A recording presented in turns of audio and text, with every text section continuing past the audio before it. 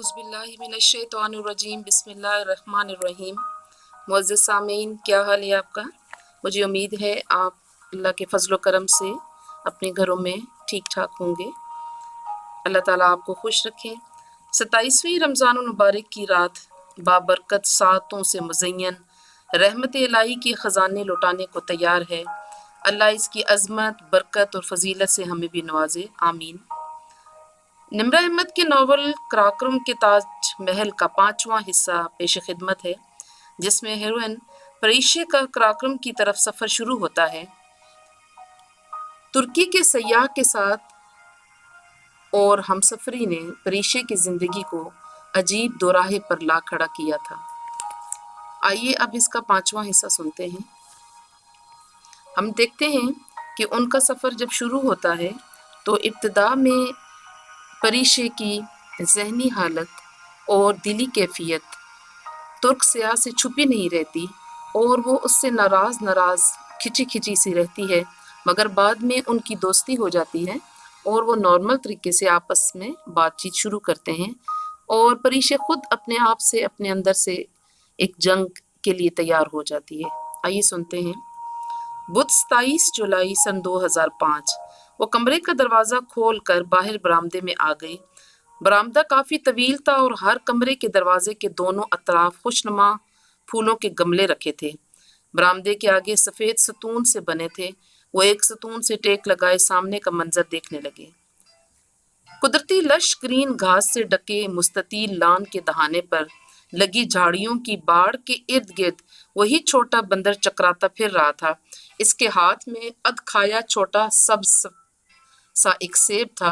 वो फजर का वक्त था, हर तरफ गहरा नीलाहट भरा अंधेरा छाया हुआ था। दूर जंगल से जानवरों के बोलने की आवाजें माहौल पर छाए सकूत को चीर रही थीं। रात खूब बारिश हुई थी। बरामदे की मखरूती छत से पानी टपक रहा था। तभी दफ्तन इसकी निगाह गीली घास पर पड़ी, जहां एक तरफ गोल सी क्यारी के करीब जायनमाज बछाए उफक अरसलान नमाज पढ़ रहा था। इसने नीली जीन्स के पायंचे ऊपर फोल्ड कर रखे थे। जिस्म पर जैकेट और मफलर ना था, अलबत्ता इसने पी के पुल्टी करके सर ढांप रखा था। इसके जोगर्स जायनमाज के पीछे रखे थे, सीने पर हाथ बांधे सर झुकाए खड़ा। वो बहुत अच्छा लग रहा था। वो घास पर आ गई। जोगर्स के बजाय नर्म चप्पल पहनने के बायस गीली घास इसके पाँव को भी गीला करने लगी थी। वो सीढ़ियाँ उतरने लगी। सीढ़ियों के दाएं तरफ पिंजरे में मुकैयद मोर जागे हुए थे। नीले और सब्ज परों वाला मोर अपनी बदसूरत पाँव के साथ नाच रहा था। सफ़ेद मोरनी कोने में बैठी नाच देख रही थी। परी तहय्युर और सताइश से रुक कर इन्हें देखने लगी। इसकी मौजूदगी का एहसास करके मोर रुक गया। इसको इस लम्हे इस मोर और ख़ुद में कोई फ़र्क महसूस नहीं हुआ था। वो इतना हसीन मोर अपनी खूबसूरती के बायस तमाम उम्र के लिए इस पिंजरे में मुक़य्यद कर दिया गया था, बिल्कुल ऐसे ही जैसे खुद इसकी खूबसूरती और दौलत ने इसके कदमों में सैफ के नाम की जंजीर डाली थी। काश वो इस वक्त थोड़ी सी हिम्मत करके पापा को मना कर देती। सैफ के मुतालिक सोच कर ही वो उदास हो गई थी। इस समय इसे नीले अंधेरे में डूबा हुआ वो पूरा मरग़ज़ार बहुत उदास लगा था, और जब वो नीचे झरने के पुल तक आई तो इसे सामने वाले दरख्त पर बैठी वो चिड़िया भी उदास गीत गाती महसूस हुई थी। परी वो इस वक्त पहाड़ पर बने बल खाते कच्चे रास्ते पर चढ़कर ऊपर नाशपाती और सेबों के दरख्तों तक पहुंच गई थी, जब इसने अपने अक़ब में पुकार सुनी। इसने गर्दन घुमाकर पीछे देखा। उफक नीचे पुल पर चलता हुआ इस तक आ रहा था। इसके पाँव में जोगर्स और गर्दन में मफलर था। उल्टी पी कैप अब सीधी हो चुकी थी। वो रुक कर इसका इंतज़ार करने लगी। तुम इधर क्या कर रही हो? वो चंद कदम नशेब में था। तुम्हारा इंतज़ार? मुझे इल्म था तुम मेरे पीछे झरने तक ज़रूर आओगे। वो सोच कर रुक गई, फिर बोली, मेरा नाशपाती खाने को दिल चाह रहा था। वो अब इसके करीब आ चुका था। वो दोनों साथ साथ ऊपर चलने लगे। गहरा नीला अंधेरा कदरे हल्का हुआ था। तुम मेरी वजह से कल नहीं खा सकी थी ना? उशफ़क़ ने बगैर किसी शर्मिंदगी के कहकर इसे नज़रअंदाज कर दिया। वो सुर्ख और गुलाबी इम्तिजाज के शलवार कमीज़ में मलबूस थी।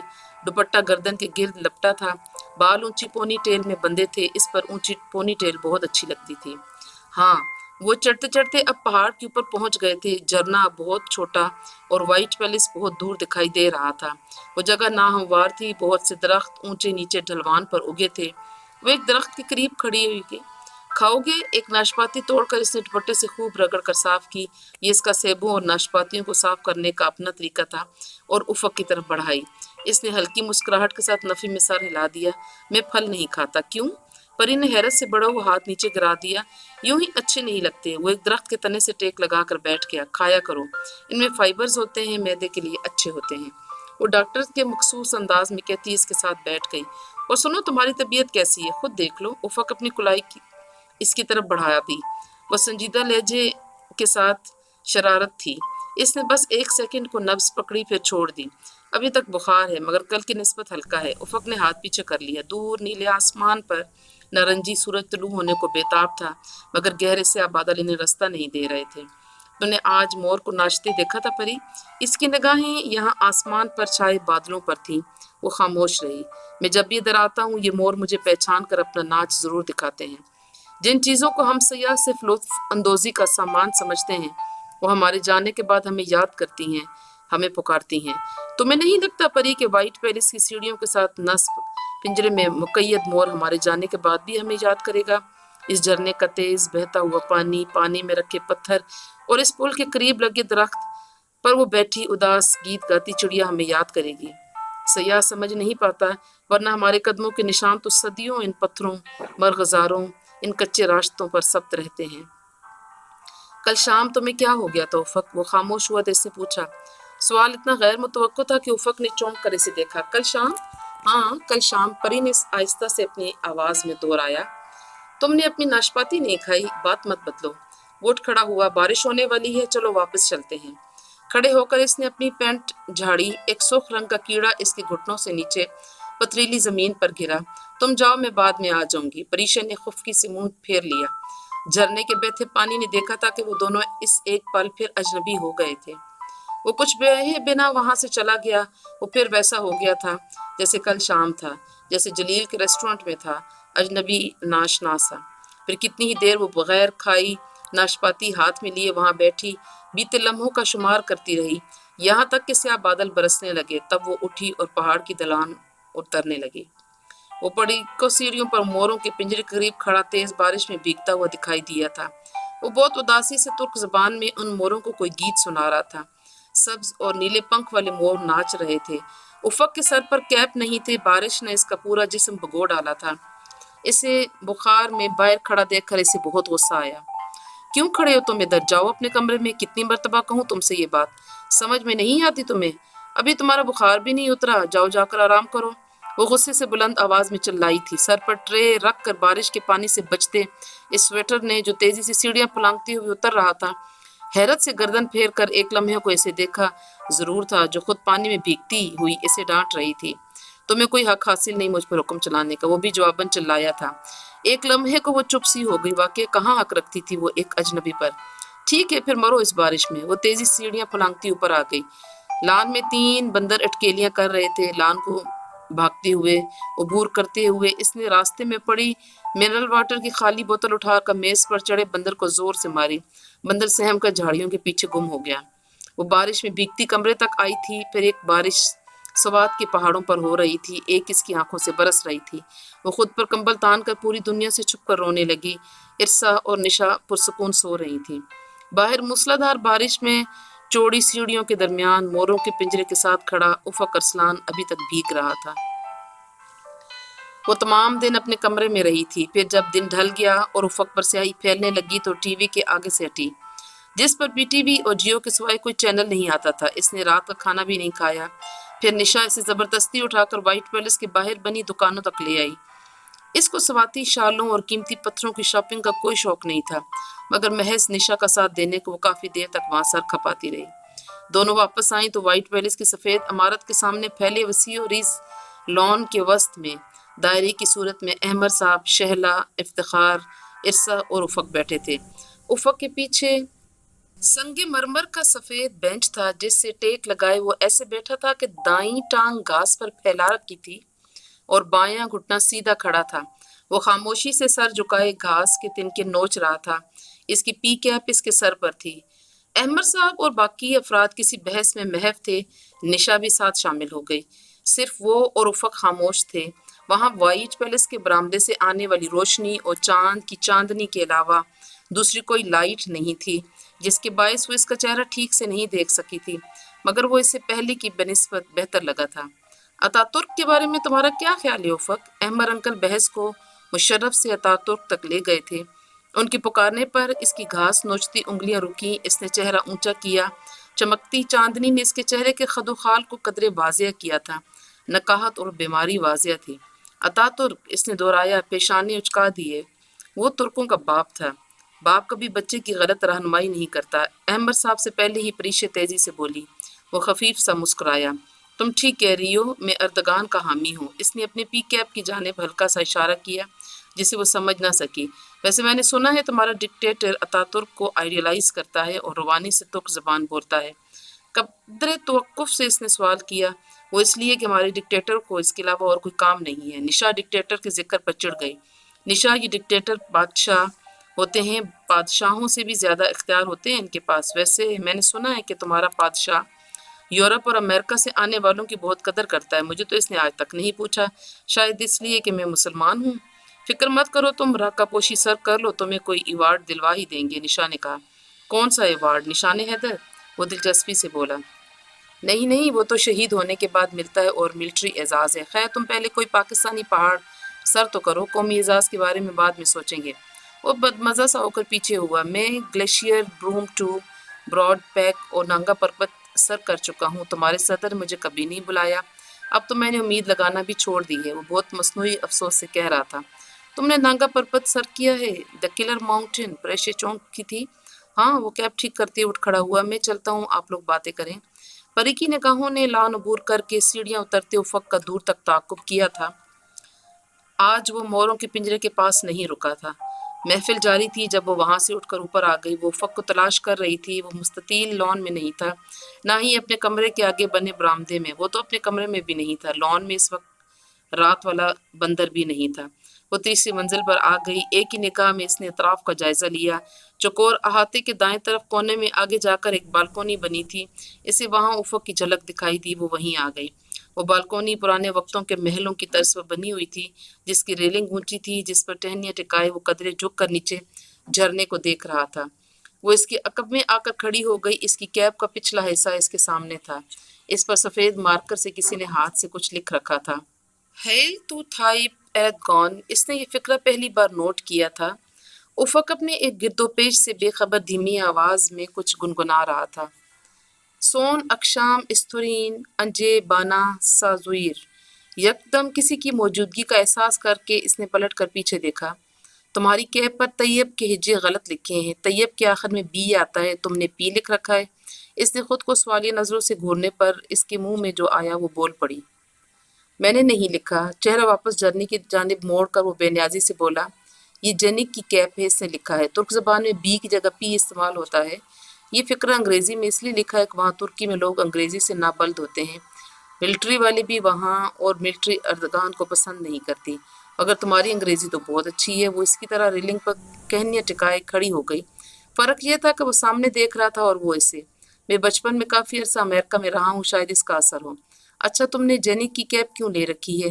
میں مصر جا رہا تھا، انقرہ کے ایئرپورٹ پر یوں ہی مذاق میں نے اس کی کیپ چھینی اور اس نے میری، بس پھر بعد میں واپس ہی نہیں کر سکا۔ وہ رکا اور قدرے توقف سے بولا، ہم دونوں انجینئر ہیں اور سائٹ پر جاتے ہوئے کیپ لیتے ہیں کہ دھوپ ہوتی ہے تو بس عادت پڑ گئی ہے۔ اور یہ مفلر، اس نے گردن میں موجود مفلر کی طرف اشارہ کیا۔ افق نے گردن جھکا کر اسے دیکھا۔ یہ مفلر نہیں ہے، یہ ترکی کا جھنڈا ہے۔ اوہ، وہ حیرت سے بولی، میں تو اسے مفلر سمجھی تھی۔ میں اسے راکہ پوشی پر لہرانے کو لایا ہوں۔ وہ پھر اسے اندھیرے میں دیکھنے لگا۔ اس کی جانب دیکھنے سے دانستہ گریز کر رہا تھا۔ وہ خاموشی سے اسے دیکھتی رہی۔ اس کی نگاہوں کا ارتکاز محسوس کر کے افق نے گردن ترچھی کر کے اسے دیکھا۔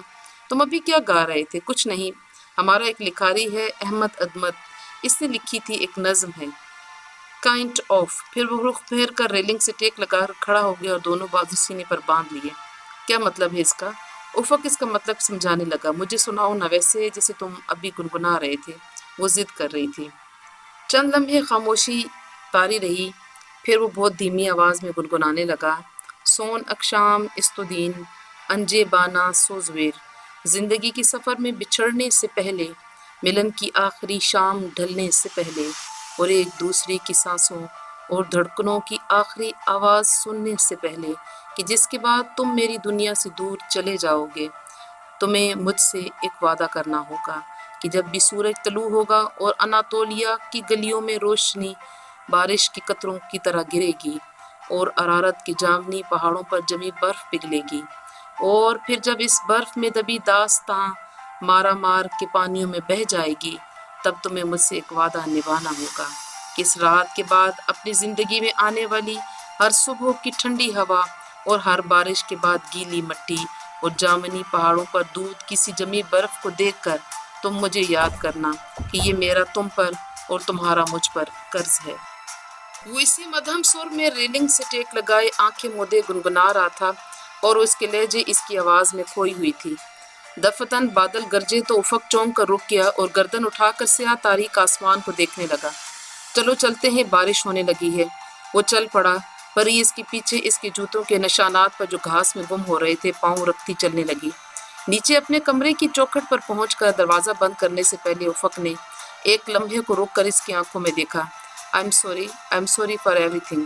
صبح والے واقعے کے متعلق دھیرے سے کہہ کر اس نے دروازہ بند کر دیا اور وہ باختیار مسکرا دی۔ دور تاریک آسمان پر بادل اکٹھے ہو رہے تھے۔ جمعرات 28 جولائی سن 2005۔ سوات کے پہاڑوں پر ٹھنڈی پرنم اور بادلوں سے ڈھکی صبح اتری ہوئی تھی۔ سورج ابھی پوری طرح طلوع نہیں ہوا تھا۔ کل کی طرح آج بھی بادلوں نے آسمان کو اپنی راجدھانی بنایا ہوا تھا، مگر آج ان کا رنگ ہلکا تھا۔ خدا کرے آج بارش نہ ہو۔ وہ اپنے کمرے سے باہر برآمدے میں آتے ہوئے اس نے دل ہی دل میں بے اختیار دعا مانگی تھی۔ آج انہیں سوات سے کالام جانا تھا۔ کالام تھا تو ضلع سوات کی تحصیل ہی، مگر پھر بھی وہ لوگ منگورا اور سیدو شریف کو سوات بولتے تھے۔ برآمدے سے باہر لان کے وسط میں جس جگہ کل وہ نماز پڑھ رہا تھا آج بھی ادھر ہی بیٹھا تھا۔ آج وہ نماز نہیں پڑھ رہا تھا۔ اس نے کیپ الٹی کر کے پہن رکھی تھی، پاؤں میں جرابیں تھیں، بلیو جینز کے پانچے اوپر طے کیے ہوئے تھے اور آنکھیں بند کر کے وہ بالکل آنکھیں بند کر کے گوتم بدھا کے انداز میں دونوں ہاتھ گھٹنوں پر رکھے بیٹھا یوگا کر رہا تھا۔ وہ دبے قدموں سے چلتی اس کے عقب میں آئی، جوتے ایک طرف اتارے اور اس کے پیچھے دائیں طرف اسی بدھا والے انداز میں آلتی پالتی مار کر بیٹھ گئی۔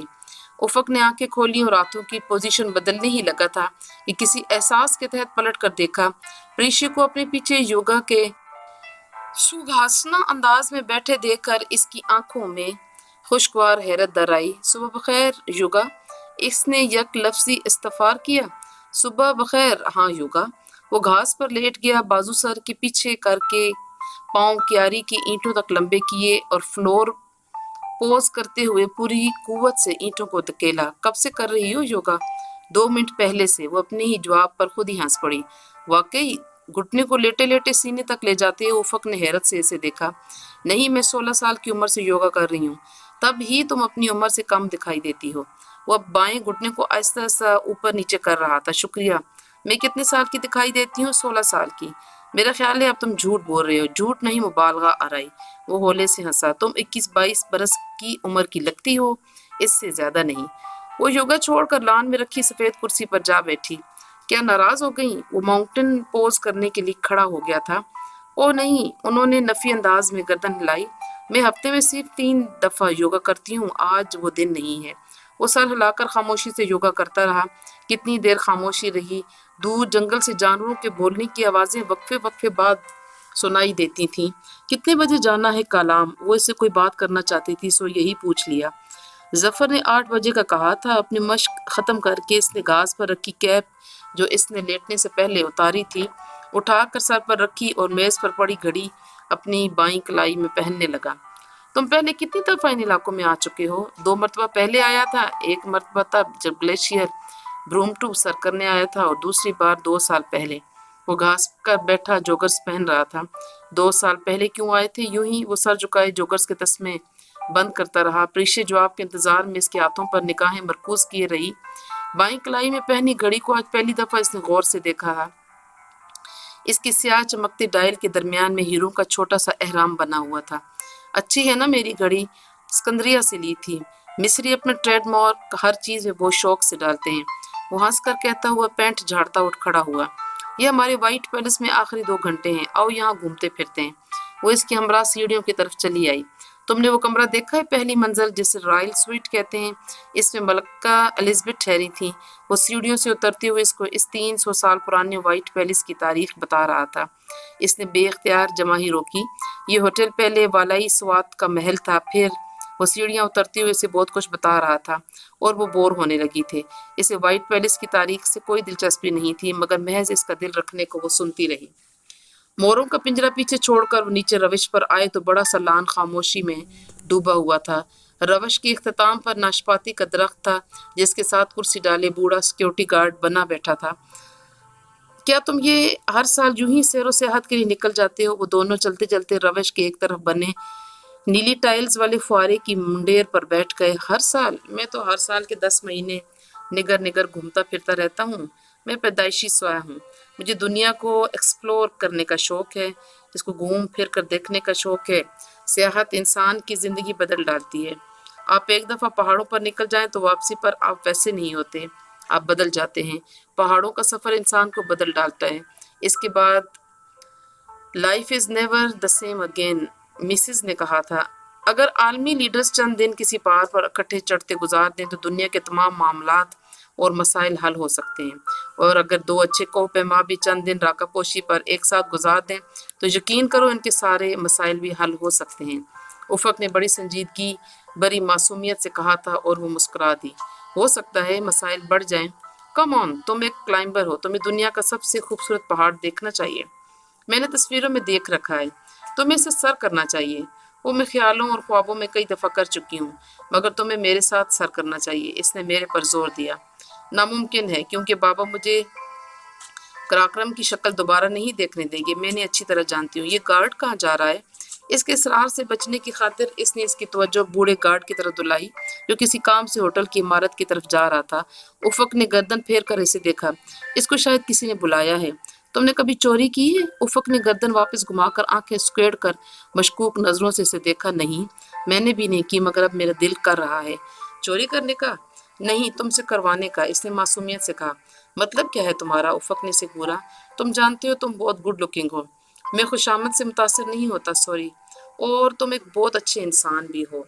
मैं सच सुनकर भी गलत काम नहीं करता, और मैं दुआ करूंगी कि तुम राका पोशी सर कर लो, अगर तुम मुझे इस दरख्त पर से एक नाशपाती तोड़ कर ला दो तो। वो चंद लम्हे खामोशी से इसे घूरता रहा, फिर बोला, बहुत बेहतर, लाता हूँ। वो चंद कदम के फासले पर उगे दरख्त तक गया और हाथ बढ़ाकर एक शाख को इतनी जोर से पकड़ा कि इस पर बैठी नीली चिड़िया सहम कर उड़ गई।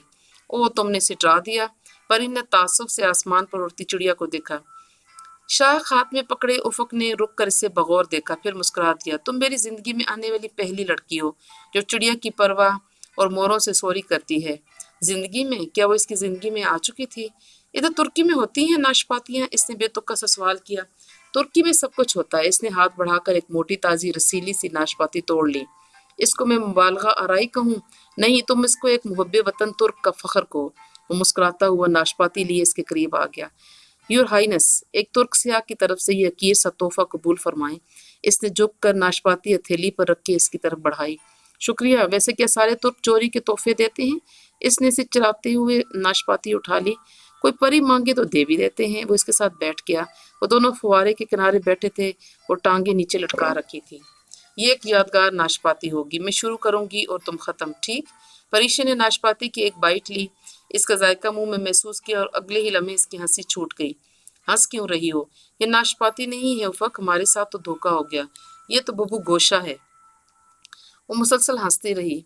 और कराओ चोरियां, देख लिया, ये होता है चोरी का अंजाम। तुम नाशपाती से मिलते जुलते फल को नाशपाती समझकर धोखा खा गई। बहुत अच्छा हुआ। वो मसनूई अंदाज में डांट रहा था और वो हंसती जा रही थी। अच्छा सुनो, मुझे भी चखाओ, इसको ख़त्म नहीं करना। ये हम इस फवारे के पीछे रख देंगे। ये एक यादगार है, कभी हम दोबारा इधर आए तो इसे ज़रूर ढूंढेंगे। इसने एक बाइट लेकर आध खाए बबू गोशे को फुवारे के पीछे करके एक जगह छुपा दिया, और वो जो हंसी जा रही थी यकलख्त रुक गई। कभी हम दोबारा इधर आए, हम, उफक ने हम बोला था, मगर क्यों? इसने एक निगाह अपनी उंगली में फेंटनी अंगूठी पर डाली और फिर सर झुका लिया। मुस्तकबिल किसी 8000 मील बुलंद पहाड़ की चोटी की तरह धुंध में लिपटा हुआ था। जुम्मा 29 जुलाई सन 2005। ارسا تم اپنے ناول میں یہ بھی لکھنا کہ جب ہم لوگ میرا مطلب ہے جب تمہارے کردار کالام کی مال روڈ پر پہنچے تو وہاں مری روڈ کی طرح رش تھا، پورے پاکستان کے لوفر لڑکے وہاں جمع تھے۔ اور یہ بھی لکھنا کہ کالام سے روز صبح 9 بجے کرائے کی لینڈ کروزرز، جیپیں اور پجاروز 2 مختلف روٹس پر جاتی ہیں۔ اور سنو، تم یہ بھی لکھنا کہ تمہارے کردار آنسو جھیل والے روٹ کے بجائے ماہو ڈھونڈ جھیل والے روٹ پر جا رہے تھے ہماری طرح، اور وہ چاروں آگے پیچھے مال روڈ کے کنارے پر چلتے ہوئے دائیں طرف بہتے دریا پر بنے اس لکڑی کے پل کی طرف جا رہے تھے جس کی دوسری طرف سڑک پر لینڈ کروزرز اور پراڈوز کی ایک لمبی قطار کھڑی تھی۔ ان کرائے کی گاڑیوں کے ماہر ڈرائیور اپنے اپنے مسافروں کا انتظار کر رہے تھے۔ آگے میں بتاتا ہوں ارسا، آگے تم لکھنا۔ ان کے پاؤں کے نیچے سڑک تھی، سر پر آسمان تھا اور دریا کا پانی شور بہت مچاتا تھا۔ وہ ارسا کو اس طرح کے مشورے دے رہی تھی، اس انداز کی نقل کرتے ہوئے بولا تو پریشے نے برا سا منہ بنا لیا۔ زیادہ بولنے کی ضرورت نہیں ہے تمہیں، میں سے صرف مشورہ دے رہی تھی۔ ہاں تو میں بھی مشورہ ہی دے رہا ہوں، وہ اسے چڑھا رہا تھا اور وہ خاموشی سے سر جھٹک کر رفتار تیز کر کے آگے نکل گئی۔ سنو ارسا، ایک خبر سناؤں؟ پیچھے آتے افق نے دانستہ بلند آواز میں محض اسے سنانے کی غرض سے کہا۔ پریشے نے چلتے ہوئے دونوں ہاتھ کانوں پر رکھ لیے۔ ارسا، تو معاذ عمر پاکستان میں ہے۔ کانوں پر ہاتھ رکھنے کے باوجود اسے سنائی تو دیا تھا۔ خبر ہی ایسی تھی کہ وہ جھٹکے سے مڑی اور پورے آنکھیں کھول کر اسے دیکھا۔ واقعی؟ کدھر؟ کالام میں ہے؟ میں تو ارسا کو بتا رہا تھا، وہ تپانے والی مسکراہٹ کے ساتھ بولا۔ ہاں تو میں بھی اسے ہی پوچھ رہی ہوں، میں کون سا تمہیں سن رہی ہوں؟ اس نے شانے جھٹکے اور آگے ہو لی۔ ویسے ارسا، وہ نانگا پربت پر جا رہا ہے، میں نہیں سن رہی۔ پریشے نے کانوں پر ہاتھ رکھ کر اتنی بلند آواز میں کہا کہ قریب سے گزرتے 2 لڑکے رک کر اسے دیکھنے لگے۔ تم لوگ کیا سڑک کے بیچ میں کھڑے ہو کر ٹین ایجز والی حرکتیں کر رہے؟ چلو تیز۔ نشا نے گھرکا تو اسے احساس ہوا اور پھر پل پار کرنے تک وہ سارا راستہ خاموشی رہی۔ وہ اس گرے اور سلور پراڈو پر ماہو ڈھونڈ کے راستے پر جا رہے تھے۔ زیادہ تر گاڑیاں ماہو ڈھونڈ ہی جا رہی تھیں۔ آنسو جھیل کی طرف سیاح بہت کم جاتے تھے۔ کرائے کی ان گاڑیوں کے ڈرائیور پرخطر راستوں پر ڈرائیونگ میں مہارت رکھتے تھے۔ لاہور، کراچی میں گاڑی چلانے والا عام ڈرائیور کالام سے آگے کے ان راستوں پر گاڑی نہیں چلا سکتا تھا۔ وہ پراڈو کے ساتھ کھڑی ہو گئی۔ ڈرائیور اسے پہچان گیا تھا۔ کل شام کالام پہنچنے کے بعد یہ پریشے ہی تو تھی جس نے ظفر کے ساتھ اس ڈرائیور سے آج کی سواری کا سودا طے کیا تھا۔ ظفر 1200 دینا چاہتا تھا جبکہ ڈرائیور 1500 مانگ رہا تھا۔ پریشے کو 300 روپے کے لیے اتنی تکرار اچھی نہیں لگی، سو اس نے معاملہ خود ہی طے کرا دیا تھا۔ وہ پراڈو کے ساتھ کھڑی پل کی جانب دیکھنے لگی جہاں تینوں آگے پیچھے چلتے ہوئے آ رہے تھے۔ افق سب سے آگے تھا، سیاہ جینز، میرون شرٹ، سفید ٹورسٹ جیکٹ، گردن میں سرخ مفلر، سر پر پی کیپ، پاؤں میں جوگرز اور کندھے پر بیک پیک اٹھائے چنگم چباتا وہ اس کی جانب آ رہا تھا۔ رنگوں کے اس امتزاج پر پریشے کو حیرت ہوئی تھی کیونکہ اس نے خود بھی سیاہ ٹراؤزرز کے اوپر میرون کشمیری کڑھائی والا کرتا اور بڑا سا دوپٹہ لے رکھا تھا۔ بالوں کو اس نے کیچر میں باندھ رکھا تھا اور پاؤں میں گلابی اور سفید جوگرز تھے۔ افق پراڈو کی اگلی جبکہ وہ پچھلی تینوں سیٹوں پر بیٹھی تھی۔ وہ ڈرائیونگ سیٹ سے بالکل پیچھے بیٹھی تاکہ اسے افق کا چہرہ ٹھیک سے دکھائی دے۔ اسے خود پر بھی حیرت ہوئی کہ جب وہ مری میں ملے تھے تو وہ اس سے بات تک نہیں کر رہی تھی اور اب وہ کتنے اچھے دوست بن چکے تھے۔ اس سفر میں سے 5 دن بھی نہیں ہوئے تھے اور یوں لگتا تھا کہ جیسے صدیاں بیت گئی ہوں۔ پراڈو پرخطر راستوں پر دوڑنے لگی تو وہ کھڑکی سے باہر دائیں طرف بہتے نیلے دریا کو دیکھنے کے بجائے افق سے پوچھنے لگی، تمہیں کیسے پتا کہ تو معاذ پاکستان آیا ہوا ہے؟ میں اس کا میڈیا ایڈوائزر تو نہیں ہوں، ظاہر اخباری میں پڑھا ہے۔ تم اس سے کب ملے ہو؟ وہ اسے جاننے کا بہت شوق تھا۔ پریشے جازب، یہ کلائمبنگ ورلڈ بہت چھوٹی اور گول ہوتی ہے، یہاں درجنوں بار آپ ایک دوسرے سے ٹکراتے ہیں۔